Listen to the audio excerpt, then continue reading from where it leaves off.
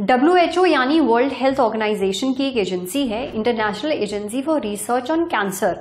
अब जैसे नाम से पता चल रहा है, इसका काम है कैंसर पर रिसर्च करना। इसने एक खरपतवारनाशी यानी कि हर्बिसाइड को कैंसर फैलाने वाला बताया है। इस हर्बिसाइड का नाम है ग्लाइफोसेट। सबसे पहले ये समझ लेते हैं कि हर्बिसाइड होता क्या है। देखिए, कई बार फसलों के आसपास कुछ अनचाहे पौधे भी उग जाते हैं। ये पौधे फसलों के विकास में रुकावट पैदा करते हैं, उनका पानी सोख लेते हैं, नतीजा फसलों को नुकसान। इन्हीं पौधों को खत्म करने के लिए ग्लाइफोसेट का इस्तेमाल होता है।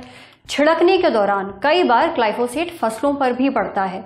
फिर जब ये फसल हम तक पहुंचती है और हम इसका इस्तेमाल करते हैं तो ग्लाइफोसेट हमारे शरीर के संपर्क में आता है। नतीजा स्किन, नाक, गले में जलन होती है, सांस लेने में परेशानी होती है, पेट से जुड़ी गंभीर दिक्कतें होने लगती हैं और सबसे खतरनाक, ग्लाइफोसेट से कैंसर का खतरा होता है। अब सोचिए ये कितना खतरनाक है।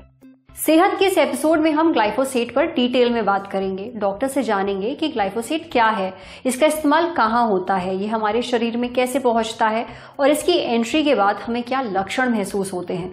साथ ही जानेंगे इससे बचाव के तरीके। सुनिए।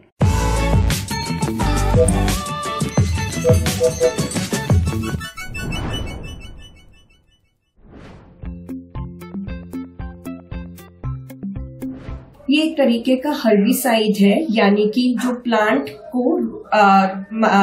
की ग्रोथ को रोकता है, उसको किल करता है। और इसके कुछ सॉल्ट जैसे कि सोडियम सॉल्ट जो है वो आपके कुछ क्रॉप्स को राइपन करने में मदद करता है। ये नॉर्मली प्लांट की ब्रॉड लीव्स और ग्रासेस की ब्रॉड लीव्स पे अप्लाई किया जाता है, ताकि एक प्रोटीन पाथवे जो कि शिमिक एसिड पाथवे है, जो कि प्रोटीन प्रोड्यूसिंग पाथवे है, जो कि इम्पोर्टेंट है प्लांट ग्रोथ के लिए, ये हर्बिसाइड उस प्रोटीन पाथवे को रोकता है, जिससे ये प्रोटीन बन नहीं पाता और प्लांट की ग्रोथ नहीं हो पाती है। एंड दैट इज व्हाई ये जो है ये प्लांट को अदर प्लांट्स को अनवांटेड प्लांट्स को किल करता है।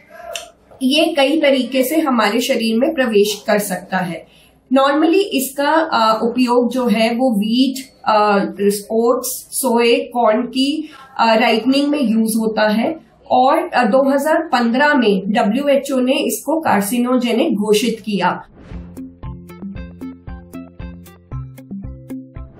ये हमारे शरीर में कई तरीके से जा सकता है।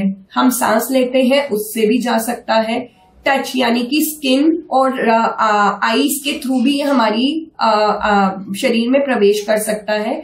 उसके साथ साथ अगर पत्ती पे इसका स्प्रे किया गया है और अगर हम उस पत्ती को टच कर रहे हैं जब तक कि वो सूखा नहीं है स्प्रे, तो उससे भी हमारे शरीर में ये प्रवेश कर सकता है। नॉर्मली स्किन और आई में इरिटेशन होना, नोज और थ्रोट में इरिटेशन होना, थूक यानी कि सलाइवा का ज्यादा प्रोड्यूस होना, और अगर इसका अनइंटेंशनल इंजेक्शन हो तो उससे माउथ और थ्रोट में बर्निंग सेंसेशन होना, और इसके साथ साथ इसके रेस्पिरेटरी यानी सांस लेने में तकलीफ तक की दिक्कत आ सकती है। इसके अलावा ये हमारे गैस्ट्रोइंटेस्टाइनल ट्रैक्ट यानी पाचन शक्ति पे इम्पैक्ट करता है, उसका असर होता है। उससे हमें उल्टियां, दस्त, इस तरीके की दिक्कतों का सामना करना पड़ता है। इसकी रोकथाम के लिए ये जरूरी है कि हम इस चीज का ध्यान रखें कि जितना पॉसिबल हो हम अपनी प्रोड्यूस या अपनी क्रॉप में इन वीड्स को हटाने के लिए हर्बिसाइड्स का इस्तेमाल ना करें, और अगर करें भी तो उसके लेबल्स को चेक करें, ताकि ग्लाइसोफेट की जितना ग्लाइसोफेट फ्री हम हर्बिसाइड्स यूज कर सकें, और उसकी मात्रा जो कि गवर्नमेंट एजेंसीज के थ्रू गवर्नमेंट ने जितनी प्रिस्क्राइब की है उससे कम मात्रा में हो। इसके अलावा जितना हो सके आप ऑर्गेनिक फूड्स का इस्तेमाल करें, वो इसके लिए फायदेमंद देखा गया है। देखिए, भारत में ग्लाइफोसेट बैन नहीं है, इसलिए सावधानी हमें ही बरतनी होगी।